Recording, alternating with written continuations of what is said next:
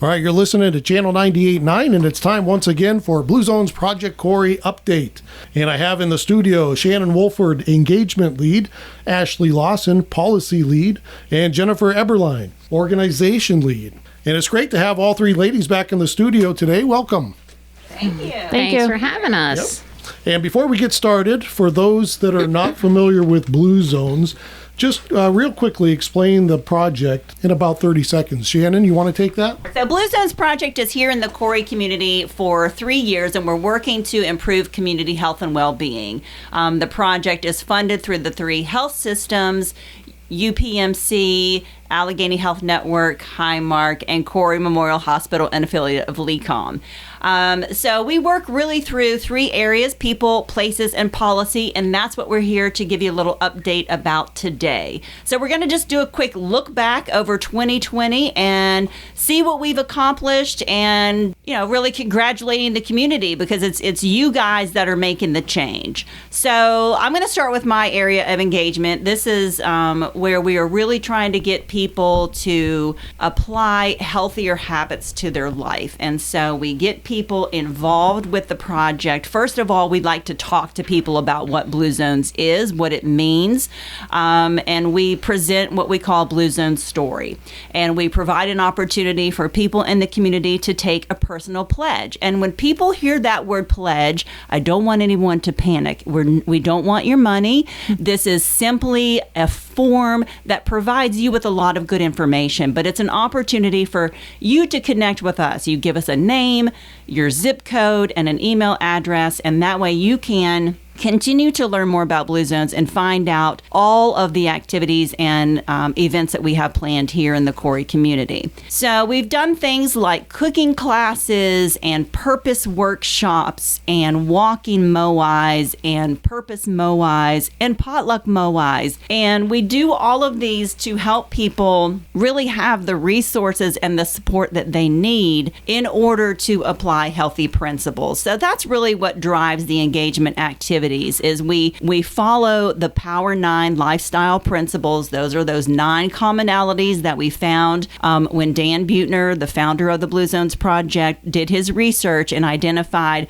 5 areas across the globe where people were living longer better. They were doing these 9 things. And so we try to work those into our engagement activities so that you can learn the secret to longevity and apply them to your own life. So I'm going to let Ashley talk now about some of the policy wins and things that we do in the areas of built environment, food policy, and tobacco. Thanks, Shannon. So obviously 2020 was a pretty crazy year, all in all, and a lot of people are looking for positivity in what happened last year. And I will honestly say that in a couple different ways, I am so proud of the way the community came together last year and affected change in the community, but also embraced policy change. A great big win last year was we completed our active transportation plan, which was financed by a grant through WalkWorks Pennsylvania. So that created a plan which will allow the city of Corry to be more walkable and bikeable, taking advantage of our trails and our great outdoors. And, when we think about trails and in the pandemic and just seeing how many people were able to get out there and keep moving and connecting with nature and their families,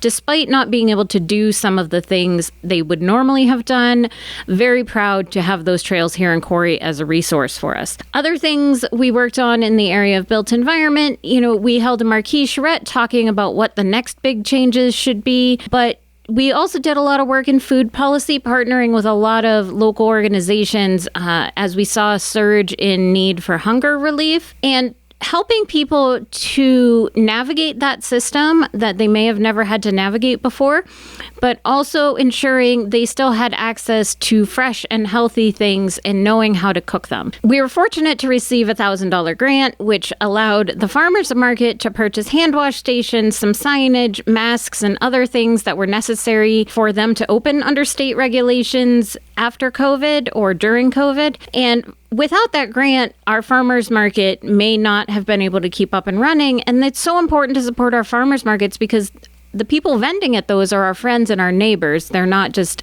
a grocery store chain. They're individuals, and we want to keep that money here in our community. So by keeping the farmers market up and running through that grant, we were actually one of the very few farmers markets in Erie County who stayed open throughout all of COVID. We also partnered with the Salvation Army and the Corry Food Pantry and Second Harvest on a larger scale to make sure people were getting all that they needed and making sure everyone stayed healthy and not so hungry during the pandemic.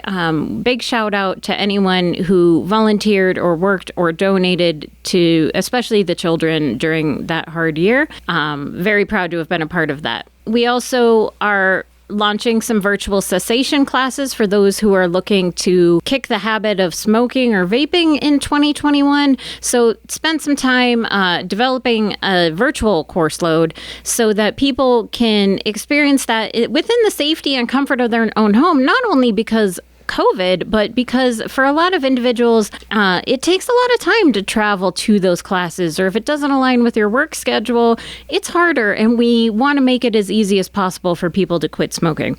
One big last final win, as anyone who's been downtown in the park may notice, is there is now Wi-Fi in the park. Big shout out to our partner with Impact Corry. We worked with them to develop some grant dollars through the CARES Act funding to get Wi-Fi access to downtown Corry, but also to purchase some fiber optic internet, which will be laid out throughout Corry in the near future.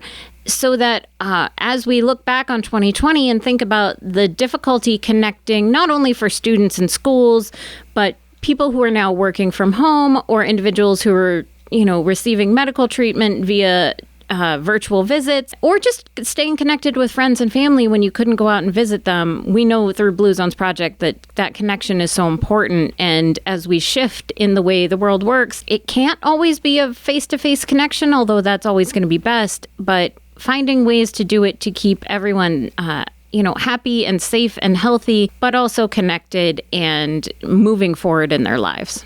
You're listening to Blue Zones Project Update on Channel 98.9. We're talking with Shannon Wohlford, Ashley Lawson, and Jennifer Eberlein today from Blue Zone Project Corry. So hopefully what you heard from Ashley were a lot of things happening in the community that are going to be sustainable over time. And Blue Zones, what's unique about the project is instead of just putting all the burden on the individual to change their lifestyle and create better habits, we know that that's incredibly important, and we want everyone to consider what you can do to create a healthier lifestyle for yourself and your family.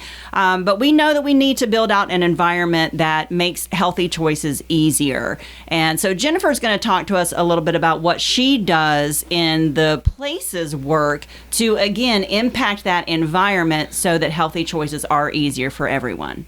Actually, Shannon, that's a great segue because that's exactly how I was going to lead off. So, that's what I love about Blue Zones Project, that uniqueness.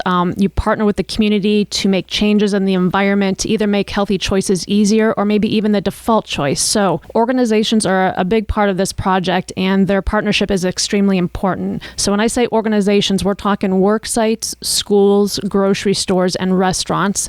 And I'm really excited to announce that we have some of these organizations who become what we call Blue Zones Project approved. So how does someone become an approved organization? Well, each of those areas, workplaces, schools, restaurants, grocery stores, they all have their own pledge. Shannon used that word pledge. It's simply a list of best practices an organization. So I'm going to take work sites for an example. It's simply a list of best practices a work site can implement at their workplace to make those changes, make healthy choices easier for their employees. Those changes might help drive down healthcare costs for them, increase productivity. There's so many benefits, but the ultimate goal is to support the well-being of their employees. So some of these organizations who became approved in 2020, Corry Counseling Services became our first work site. Our second work site, but our first manufacturer is D&E Machining. In the school area, the primary school, so pre-K through second, they became became approved recently. And our local partner here, our local grocery store, Sanders Market, extremely important partner. They allow us to do grocery shopping tours to get nutrition education into the community. And if you're not aware, when you're in Sanders Market, if you go down aisle 1, we have our what we call our Blue Zones information hub there. So if you're not tuned in on Facebook, or you can like us on BZP Corry, but if you're not tuned in on Facebook, or if you don't get our emails, we have information there. We have flyers. For instance, you can get nutrition education, the 10 Blue Zone food guidelines there. When we have events, all those activities Shannon talked about, cooking classes, purpose workshops, and when we launch those walking groups, all that information is there. So I really encourage you to check it out on a regular basis. And we try to, every month put new recipe cards in there also. But yeah, so that's sort of a little recap of that. But there's a lot of exciting work going on. But again, I want to thank everyone who is currently working with us. Just extremely important partners in terms of workplaces, schools, restaurants, and grocery stores. That's excellent. We need like the crowd noise coming in. Yay! Yeah. Felt like clapping when she was rattling off the names. So we've accomplished quite a bit, and we are heading in to the last year, the final year of the project. Actually, will kick off in May of 2021. So we're winding down year 2. So if you haven't taken your personal pledge, or maybe you haven't picked up some information at Sanders Market, tried out any of the recipe cards, or come to a Blue Zone event, we encourage you to do so. Take time for you this year, prioritize your own personal health, and get involved with Blue Zones Project Corry, and allow us to help support you as you make those healthier choices. So find us online. Our website is corry.bluezonesproject.com, and Jennifer mentioned our Facebook page at BZP Corry, and you can always check out the information hub at Sanders and listen to 98.9, because we're always here and giving you some updates on the Blue Zones Project. Okay, you've been listening to Blue Zones Project Update here on Channel 98.9 with Shannon Wohlford, Ashley Lawson, and Jennifer Eberlein. Thanks for coming in, ladies. Thanks, Elvis. Happy New Year.